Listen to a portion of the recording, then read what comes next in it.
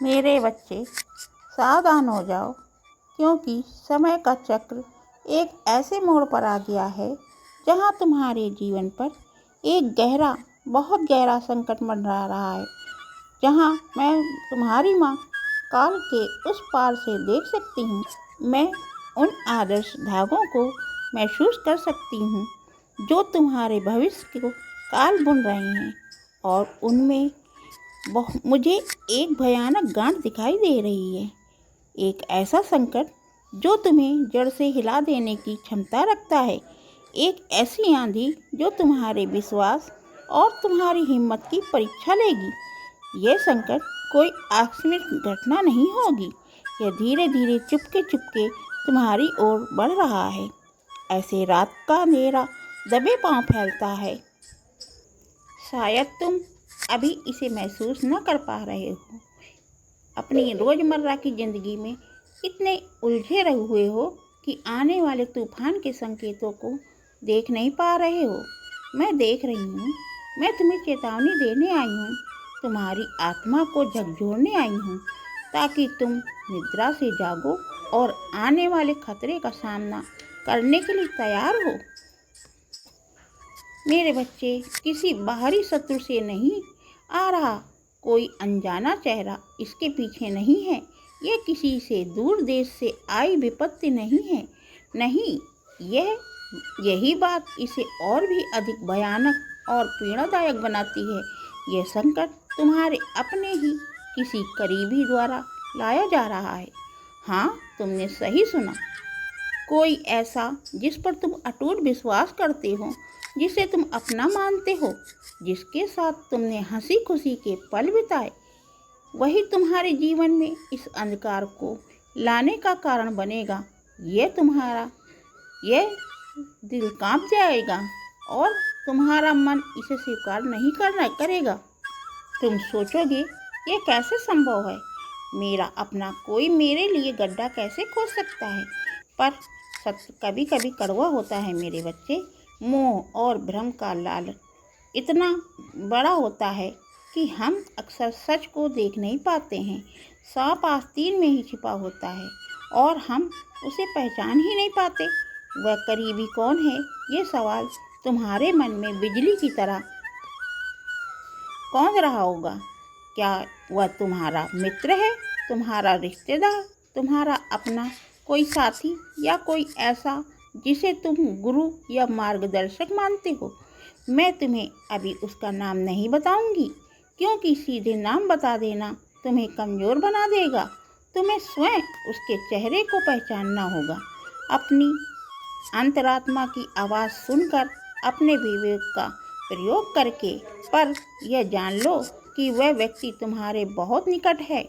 उसके शब्दों में शायद शहद घुला हो, जिसकी आंखों में तुम्हारे लिए चिंता दिखती हो, पर उसके मन के किसी कोने में जाने अनजाने में ऐसी चीज पनप रहे हैं जो तुम्हारे लिए विनाशकारी साबित हो सकते हैं। यह ईर्ष्या हो या लालच या कोई दबा हुआ क्रोध, या शायद सिर्फ मूर्खता, कारण चाहे जो भी हो, परिणाम तुम्हारे लिए भयानक होगा। एक ऐसा धोखा, एक ऐसा विश्वासघात जो तुम्हारी आत्मा को छलनी कर देगा। तुम सोच रहे होगे कि ऐसा क्यों हो रहा है। कर्मों का लेखा जोखा बड़ा जटिल होता है मेरे बच्चे। कभी कभी हमारे पिछले कर्म इस जन्म में फलित होते हैं। कभी कभी दूसरों की नकारात्मकता ऊर्जा हमारे जीवन को प्रभावित करती है। कभी कभी हमारी अपनी ही असावधानी हमें खतरे में डाल देती है। हम विश्वास करने में इतने आतुर होते हैं कि सामने दिख रहे संकेतों को भी अनदेखा कर देते हैं। पर अब समय आ गया है कि तुम अपनी आंखें खोलो, अपनी चेतना को जागृत करो। हर किसी पर आंख मूंद कर विश्वास करना बंद करो। अपने आसपास के लोगों के व्यवहार को ध्यान से देखो, उनकी बातों को सुनो, पर उनके पीछे छिपे इरादों को समझने की कोशिश करो। क्या किसी के व्यवहार में अचानक कोई बदलाव आया है, या कोई तुमसे कुछ ज़्यादा ही मीठा बन रहा है? कोई तुम्हारी योजनाओं को ज़रूरत से ज़्यादा दिलचस्पी दिखा रहा है? क्या किसी की सलाह तुम्हें गलत दिशा में ले जा रही है? ये छोटे छोटे संकेत होते हैं जिन्हें हम अक्सर नज़रअंदाज कर देते हैं, पर यही संकेत आत्मा को सजग करते हैं और हमें अपने आसपास देखना होगा, अपनी छठी इंद्री पर भरोसा करना होगा। तुम्हारी अंतरात्मा तुम्हें सच बताने की कोशिश करेगी, पर क्या तुम इसे सुनने के लिए तैयार हो? यह संकट तुम्हारे कामकाज, तुम्हारे रिश्तों, तुम्हारे स्वास्थ्य या तुम्हारी मानसिक शांति पर भी गहरा आधार कर सकता है। यह तुम्हें अकेला, टूटा हुआ और असहाय महसूस करा सकता है। ऐसा लगेगा जैसे पूरी दुनिया तुम्हारे खिलाफ हो गई है। अंधेरा इतना घना होगा कि रोशनी की एक किरण भी तुम्हें दिखाई नहीं देगी। लेकिन याद रखना मेरे बच्चे, मैं महाकाली हूँ, मैं विनाश की देवी हूँ, पर मैं ही सृजन की माँ भी हूँ। मैं अंधकार को चीरकर प्रकाश लाने वाली हूँ। मैं तुम्हारी रक्षा करने आई हूँ, पर रक्षा तभी संभव होगी जब तुम स्वयं सचेत होगे, जब तुम मेरी बात सुनोगे और उस पर अमल करोगे। इस संकट से कैसे बचना है, उस करीबी शत्रु को कैसे पहचानना है, उसका भेद कैसे खोलना है और सबसे महत्वपूर्ण, इस आने वाली विपत्ति के प्रभाव से कैसे कम करना है या उसे कैसे पूरी तरह से टालना है, यह ज्ञान साधारण नहीं है, यह गहरा है। यह तुम्हारी आत्मा के स्तर पर काम करेगा। इसे जानने और समझने के लिए तुम्हें अपनी ऊर्जा को मेरी ऊर्जा के साथ सम्मिलित करना होगा। तुम्हें यह दिखाना होगा कि तुम वास्तव में इस मार्गदर्शन को पाने के हकदार हो, कि तुम इसे गंभीरता से ले रहे हो। यह केवल सुनने की बात नहीं, यह जुड़ने की बात है। देखो, नीचे स्क्रीन पर तुम्हें एक बटन दिख रहा होगा, सब्सक्राइब का बटन। यह सिर्फ एक बटन नहीं है, यह एक सेतु है और तुम्हारे और मेरे बीच का, यह तुम्हारी श्रद्धा का प्रमाण है। इसे दबाकर यह तुम्हारी और मेरे बीच की एक श्रद्धा है। इसे दबाकर तुम ब्रह्मांड को और यह संकेत भेजते हो कि तुम मेरी शक्ति से जुड़ना चाहते हो, तुम मेरी चेतना का हिस्सा बनना चाहते हो, तुम उस ज्ञान को प्राप्त करने के लिए तैयार हो जो कि इस भयानक संकट से बचाएगा। इसलिए अगर तुम वाकई में इस संकट से बचना चाहते हो, अगर तुम अपनी और अपने प्रियजनों का रक्षा करना चाहते हो, तो अभी इसी क्षण उस सब्सक्राइब बटन को दबाओ और चैनल को सब्सक्राइब करो। यह तुम्हारी ओर से एक कदम है, यह दिखाने के लिए कि तुम मेरी चेतावनी को सुन रहे हो और समाधान चाहते हो। बिना जुड़े और बिना अपनी श्रद्धा दिखाए प्रकट किए ज्ञान का अगला स्तर, वह गुप्त कुंजी जो तुम्हें बनाएगी तुम तक पूरी तरह नहीं पहुंच पाएगी। और देर मत करो, समय हाथ से निकल रहा है। सब्सक्राइब करो और अपनी आत्मा को मेरी ऊर्जा से जुड़ने दो। यही पहला कदम है तुम्हारी सुरक्षा की ओर। इसे अभी करो और मुझे विश्वास है कि तुमने मेरी बात मानी। तुमने ये कदम उठाया है जो तुम्हारी चेतना को मेरी ऊर्जा से जोड़ने के लिए आवश्यक है। तुम्हारी श्रद्धा की किरण मुझ तक पहुंच गई है। अब सुनो और ध्यान से सुनो, क्योंकि मैं तुम्हें उस मार्ग की ओर ले जा रही हूँ जो तुम्हें इस संकट से बचाएगा। पर यही यात्रा अभी भी सावधानी की मांग करती है। सब्सक्राइब करना पहला कदम था, यह तुम्हारी इच्छा शक्ति का प्रदर्शन था, पर संकट अभी टला नहीं है। वह करीबी व्यक्ति अभी भी तुम्हारे जीवन में मौजूद है। शायद इसी क्षण तुम्हारे बारे में सोच रहा हो, अपनी योजनाओं को बुन रहा हो। तो तुम्हारा सब्सक्राइब करना उसे रोक नहीं देगा, लेकिन यह तुम्हें उस शक्ति और अंतर्दृष्टि देगा जिससे तुम उसे पहचान सको। अब तुम्हें और भी ज़्यादा सतर्क रहना होगा, पहले से ज़्यादा चौकन्ना। अपने विचारों को शांत रखो, भय को अपने ऊपर हावी मत होने दो। क्योंकि भय अगर तुम्हारे ऊपर हावी हो गया तो निर्णय लेने की क्षमता को कमज़ोर कर देगा। शांत मन से ही तुम सत्य को देखो और हर रात सोने से पहले और हर सुबह जागने के बाद कुछ पल के लिए शांत बैठो। अपनी आंखें बंद करो और गहरी सांस लो और छोड़ो। अपने हृदय पर ध्यान केंद्रित करो और मेरा स्मरण करो। माँ काली का शक्ति का आह्वान करो और प्रार्थना करो कि हे माँ काली, मुझे सत्य दिखाओ। मेरे मार्ग में जो कांटा है उसे पहचानने की शक्ति दो। मुझे उस करीबी के भ्रमजाल से बचाओ जो मेरे लिए संकट ला रहा है। मुझे सही रास्ता दिखाओ। यह केवल शब्द नहीं होने चाहिए, यह तुम्हारी आत्मा की पुकार होनी चाहिए। पूरी ईमानदारी और श्रद्धा के साथ की गई प्रार्थना कभी व्यर्थ नहीं जाती। इसके साथ ही अपने दैनिक जीवन में संकेतों पर ध्यान। क्या तुम्हें बार बार कोई विशेष सपना आ रहा है, या कोई जानवर या कोई पक्षी तुम्हें अजीब तरह से देख रहा है, या तुम्हारे आसपास मंडरा रहा है? क्या तुम्हारे शरीर में कोई अजीब सी सनसनी हो रही है, खासकर जब तुम किसी विशेष व्यक्ति के आसपास होते हो? और ये सब ब्रह्मांड के तरीके हैं तुमसे बात करने के, तुम्हें चेतावनी देने के। अपनी असृष्टि पर विश्वास रखो, अपनी अंतर्दृष्टि पर विश्वास करो।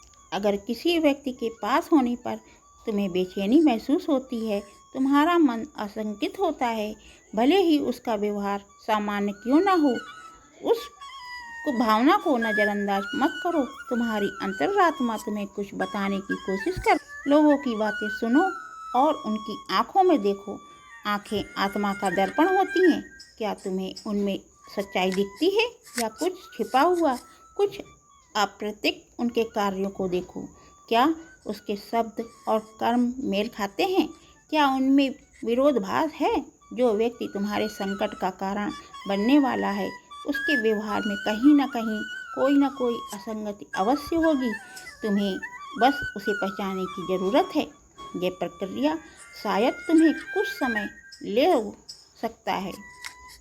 तुम्हें तुरंत जवाब न मिले, पर धैर्य मत खोना। अपनी साधना जारी रखना, मेरी शक्ति पर विश्वास रखना। और अब सबसे महत्वपूर्ण बात, उस व्यक्ति को कैसे पहचानना है और पहचान क्या करना है। यही वह कुंजी है जिसका तुम इंतजार कर रहे थे। सुनो ध्यान से। अब तुम पूरी तरह शांत हो। जब तुम्हारा मन बाहरी दुनिया के शोर से मुक्त हो, तब एकांत में बैठो, आंखें बंद करो, कुछ गहरी सांस लो। मेरे उग्र और साथ ही करुणामय रूप का ध्यान करो। महसूस करो कि मेरी ऊर्जा तुम्हारे चारों ओर एक सुरक्षा कवच बना रही है। अब एक एक करके अपने सभी करीबी लोगों के चेहरे और अपने मन में लाओ, जिन पर तुम्हें संदेह हो सकता है या जिन पर तुम्हें अटूट विश्वास है। हर उस व्यक्ति का चेहरा स्पष्ट रूप से देखो।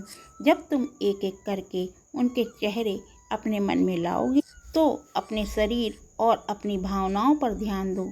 जब तुम उस व्यक्ति का चेहरा अपने मन में लाओगे, तो वास्तव में तुम्हारे संकट का स्रोत है, जो तुम्हारे लिए खतरा पैदा कर रहा है। जाने या अनजाने में जब तुम्हें एक स्पष्ट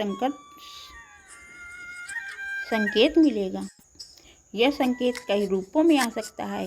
तुम्हारे हृदय में भारीपन, तुम्हें अचानक अपने सीने में एक बोझ महसूस हो सकता है, जैसे कोई पत्थर रख दिया हो। अजीब सी बेचैनी या घबराहट, तुम्हारा मन बिना किसी स्पष्ट कारण के अचानक बेचैन हो सकता है। तुम्हें घबराहट महसूस हो सकती है। शारीरिक प्रतिक्रिया, तुम्हें कंपकपी छूट सकती है, शरीर में सिहरन दौड़ सकती है, गर्दन के पीछे के बाल खड़े हो सकते हैं, या पेट में मरोड़ उठ सकती है। उस व्यक्ति के बारे में सोचते तुम्हारे मन में एक तीव्र अरुचि, और सामान्य जीवन में उसे पसंद करते ही अंतरात्मा की आवाज़ तुम्हें अंदर से एक स्पष्ट आवाज़ सुनाई दे सकती है।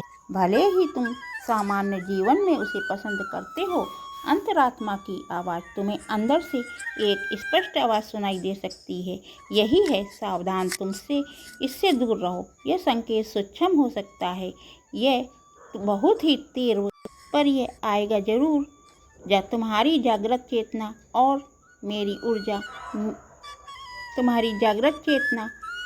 ऊर्जा मिलकर तुम्हें यह संकेत देंगे। इसे पहचानना तुम्हारी जिम्मेदारी है। अपनी भावनाओं और शारीरिक संवेदनाओं को पूरा ध्यान देना। जिस व्यक्ति का चेहरा सोचते हुए तुम्हें यह नकारात्मक प्रतिक्रिया महसूस हो, समझ लेना कि वही तुम्हारे संकट का स्रोत है। तुम्हारी अंतरात्मा झूठ नहीं बोलेगी। एक बार जब तुमने उस व्यक्ति को पहचान लिया तो घबराना नहीं, नहीं उससे जाकर लड़ना या उसे कुछ बताना। ऐसा करने से तुम और बड़े खतरे में पड़ सकते हो। तुम्हें बस इतना करना है, तत्काल दूरी बनाओ। उस व्यक्ति से धीरे धीरे भावनात्मक और भौतिक दूरी बना लो। उससे बचो, उसकी बातों में आना बंद कर दो। गोपनीयता रखो और अपनी महत्वपूर्ण योजनाओं, अपनी खुशियाँ, अपनी चिंताएं कुछ भी उस व्यक्ति के साथ साझा मत करो। उसे अपने जीवन की जानकारी देना बंद कर दो। उसकी सलाह मत मानो। यदि वह तुम्हें कोई सलाह देता है, खासकर किसी महत्वपूर्ण मामले में, तो उसे मानने के पहले 100 बार सोचो। संभव हो तो उस सलाह को पूरी तरह नज़रअंदाज कर दो। किसी भी साझा योजनाओं से हटो। यदि तुम उस व्यक्ति के साथ किसी काम या व्यापार या किसी अन्य योजना में शामिल हो, तो धीरे धीरे और समझदारी से खुद को उससे अलग करने का रास्ता निकालो। मेरा स्मरण करो, हर रोज़ मेरा स्मरण करो और उस व्यक्ति की नकारात्मक ऊर्जा से अपनी रक्षा के लिए प्रार्थना करो। कल्पना करो और मेरा सुरक्षा कवच तुम्हें घेरे हुए है और कोई भी नकारात्मकता तुम्हें छू नहीं सकती। वह रास्ता आसान नहीं होगा, खासकर यदि वह व्यक्ति तुम्हारे बहुत करीब है। तुम्हें भावनात्मक पीड़ा हो सकती है, पर याद रखना यह तुम्हारी सुरक्षा के लिए, तुम्हारे भविष्य के लिए आवश्यक है। और जहर को शरीर से निकालना ही पड़ता है, चाहे वह कितना भी दर्दनाक क्यों ना हो। अपनी पहचान गुप्त रखना। किसी को यह मत बताना कि तुम्हें किसी पर संदेह है या तुमने किसी से पहचाना है। बस चुपचाप अपनी दूरी बनाओ और अपनी रक्षा करो। जाओ मेरे बच्चे, मैंने तुम्हें चेतावनी दी है, मैंने तुम्हें मार्ग दिखाया है। अब कर्म तुम्हें करना है। सावधान रहो, सचेत रहो और अपनी अंतरात्मा की सुनो।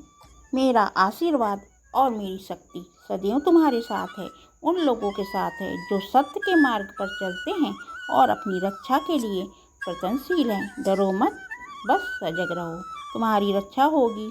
जाओ और सुरक्षित रहो।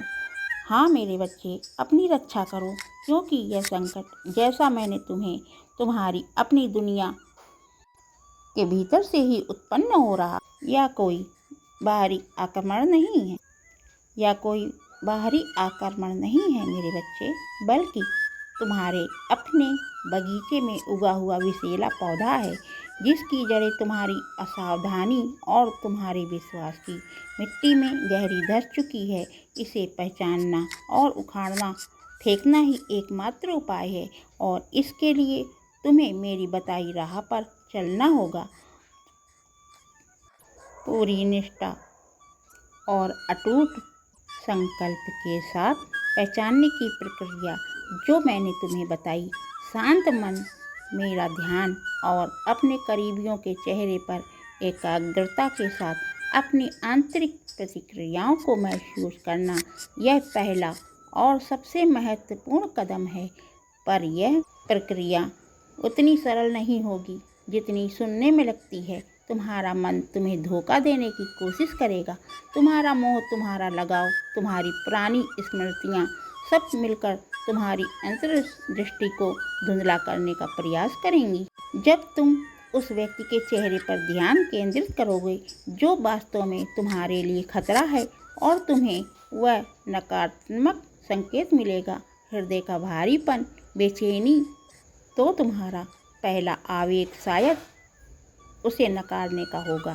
तुम सोचोगे, नहीं, यह नहीं हो सकता, मैं ज़रूर गलत समझ रहा हूँ, यह तो मेरा इतना प्रिय है, इतना भला है, ये मेरा बुरा कैसे सोच सकता है। तुम्हारा मन तुम्हें हजार तर्क देगा। इस अंतर्ज्ञान को जुटलाने के लिए वह तुम्हें उस व्यक्ति की अच्छाइयाँ याद दिलाएगा, उनके द्वारा किए गए उपकार याद दिलाएगा, तुम्हारे साथ बिताए अच्छे फल याद दिलाएगा। यही तुम पर तुम्हारी अपनी परीक्षा होगी। बच्चे, क्या तुम अपने मोह पर विजय पा सकते हो? क्या तुम अपनी भावनाओं के बाहर में बहने से खुद को रोक सकते हो? क्या तुम अप्रिय सत्य को स्वीकार करने का साहस रखते हो, भले ही वह तुम्हारे दिल को कितना ही क्यों न मोड़ तोड़ दे? याद रखो, महामाया भी हूँ मैं, भ्रम का जाल भी रच सकती हूँ, क्योंकि मैं एक महामाया हूँ। मैं महाकाली, मैं भ्रम का जाल भी रच सकती हूँ और भ्रम के जाल को काट भी सकती हूँ। जो व्यक्ति तुम्हारे संकट का कारण है, वह भी शायद मेरे ही माया के किसी खेल का हिस्सा हो, या फिर वह स्वयं अपनी ही अज्ञानता और नकारात्मकता के भ्रम में जी रहा हो। पर तुम्हें इस भ्रम के ऊपर उठना है। तुम्हें भावनाओं के स्तर में से उठकर चेतना के स्तर पर देखना होगा। तुम्हारी अंतरात्मा की आवाज़, वह पहली तीव्र प्रतिक्रिया, वही सत्य है। मन के तर्कों को उस पर हावी मत होने देना। उस पहली अनुभूति को पकड़ कर रखो, भले ही वह कितनी भी असहज क्यों ना हो। वह तुम्हारा सुरक्षा कवच है, तुम्हारी चेतावनी प्रणाली है, जिसे तुमने मेरी कृपा से जागृत किया है। सतर्कता का गहन अभ्यास। अब बात करते हैं सतर्कता क्या होती है। यह केवल ध्यान में बैठने तक सीमित नहीं है, यह तुम्हारे जीवन के हर पल में व्याप्त हो यह तुम्हारे जीवन के हर पल में व्याप्त होनी चाहिए, क्योंकि तुम्हें अपनी इंद्रियों को पहले से कहीं अधिक पैना करना होगा। तुम्हें केवल देखना हो नहीं, अवलोकन करना होगा और सीखना होगा। तुम्हें केवल सुनना नहीं, समझना सीखना होगा। सूक्ष्म संकेतों को पहचानना होगा, शारीरिक भाषा को, लोगों की शारीरिक भाषा पर ध्यान देना होगा, खासकर उस संदिग्ध व्यक्ति की, क्या उसकी मुस्कान आंखों तक पहुंचती है। ध्यान दो, खासकर उस संदिग्ध व्यक्ति की, क्या उसकी मुस्कान आंखों तक पहुंचती है या सिर्फ फोटो पर टिकी रहती है। क्या तुमसे कोई बात करते समय आंखें चुराता है? क्या उसके हाथ पैर बेचैनी दिखाते हैं, भले ही उसकी आवाज़ शांत हो? क्या जब तुम अपनी किसी सफलता या खुशी की बात करते हो तो उसके चेहरे पर एक क्षण के लिए कोई अजीब भाव आता है, ईर्ष्या का, असंतोष का या उपेक्षा का? यह क्षणिक भाव, जिन्हें माइक्रो एक्सप्रेशन कहते हैं, अक्सर छिपी हुई भावनाओं को उजागर कर देते हैं। बारी का लहजा, शब्दों के पीछे छिपे लहजे में पकड़ो। क्या उसकी आवाज़ में ज़रूरत से ज़्यादा मिठास है जो बनावटी लगती है? क्या उसकी चिंता या सलाह में कहीं दबा हुआ ताना या व्यंग महसूस होता है? क्या वह तुम्हारी योजनाओं के बारे में सवाल पूछते समय ज़रूरत से ज़्यादा उत्साहित या उत्सुक लगता है? क्या उसकी बातों में विरोध आभास है? आज कुछ कहता है, कल कुछ और? क्या वह दूसरों की पीठ पीछे बुराई भी करता है? याद रखो, जो तुम्हारे सामने दूसरों की बुराई कर सकता है, वह दूसरों के सामने तुम्हारी भी बुराई कर सकता है। असंगतियाँ, उसकी कहानियाँ, उसके बहाने, उसके दावों में छोटी छोटी असंगतियों पर ध्यान दो। क्या उसकी बातें तथ्यों में मेल खाती हैं? क्या वह अक्सर भूलने का बहाना करता है या बातों को घुमाता है? या छोटी छोटी दरारें ही होती हैं जिनसे झूठ का पता चलता है? अत्यधिक जिज्ञासा, क्या वह तुम्हारे निजी मामलों में, तुम्हारे वित्तीय स्थिति, तुम्हारी कमजोरी या तुम्हारे भविष्य की योजनाओं के बारे में ज़रूरत से ज़्यादा पूछताछ करता है?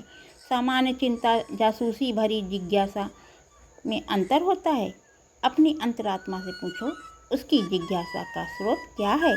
सच्ची परवाह या जानकारी इकट्ठी करने का प्रयास? प्रतिक्रियाएं, तुम्हारी सफलताओं और तुम्हारी विफलताओं पर उसकी प्रतिक्रियाओं को ध्यान से देखो। क्या वह तुम्हारी खुशी में सचमुच से खुशी हो या उसकी खुशी में कुछ खोट है? क्या वह तुम्हारे दुख में सच्चे सहानुभूति दिखाता है या फिर